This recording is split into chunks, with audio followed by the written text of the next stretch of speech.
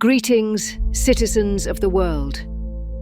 There comes a time when truths must be acknowledged, reality must be accepted. World War III has begun and has been raging for some time. August 7, 2008, Russia invades Georgia under the guise of defending Russian citizens, whom the Kremlin claims were being killed in a genocide by Georgia in South Ossetia. February 24, 2022, Vladimir Putin would use the same rationality to invade Ukraine. Make no mistake, it only takes looking at Putin's comments on March 4, 2014 to see the true reasons behind his actions. Putin has always wanted to restore Russia to the superpower status it held as the Soviet Union, and Putin has always seen NATO as an obstacle to doing so. Putin can't unite the old Soviet states under the Russian Federation if they continue to build closer ties to the West and join the NATO alliance like the Baltic states did on March 29, 2004. Every single action we see by Putin is a consequence of his distrust and objection to perceived NATO influence over sovereign states that he views as still part of Russia. Now we see the impasse, a view of reality that cannot be disputed. Putin will not stop until NATO is no longer a barrier to his conquests. Appeasement will not satisfy him. Sanctions will not stop him. Even as we speak, Russian espionage missions are being carried out across Europe. Russian propaganda and misinformation targets every level of Western society. State-sponsored actors push conspiracies and sow divisions. The goal is simple: destroy trust in Western governments and cause unrest to disrupt efforts to oppose Putin's sphere of influence.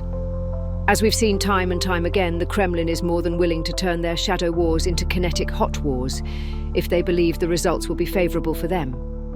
Currently, the war has already gone hot. The shots have already been fired. To delay the inevitable will only cost more innocent lives, as it gives Russia more time to prepare for all-out direct confrontation with NATO, while simultaneously continuing their war of aggression against the citizens of Ukraine. To all world leaders, the Kremlin, and more specifically President Putin, before you lies a singular off-ramp.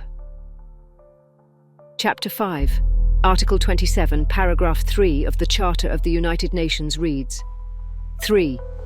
Decisions of the Security Council on all other matters shall be made by an affirmative vote of 9 members, including the concurring votes of the permanent members, provided that, in decisions under Chapter 6 and under Paragraph 3 of Article 52, a party to a dispute shall abstain from voting.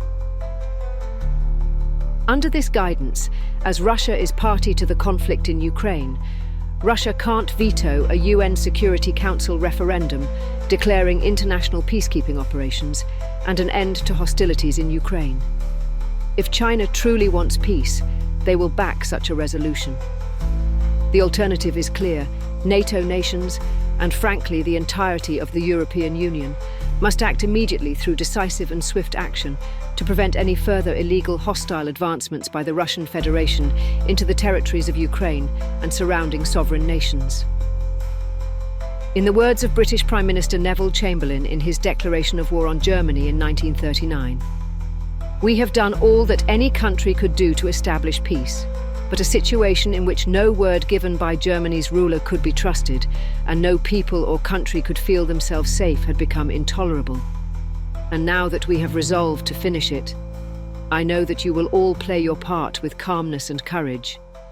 For it is evil things that we shall be fighting against: brute force, bad faith, injustice, oppression, and persecution.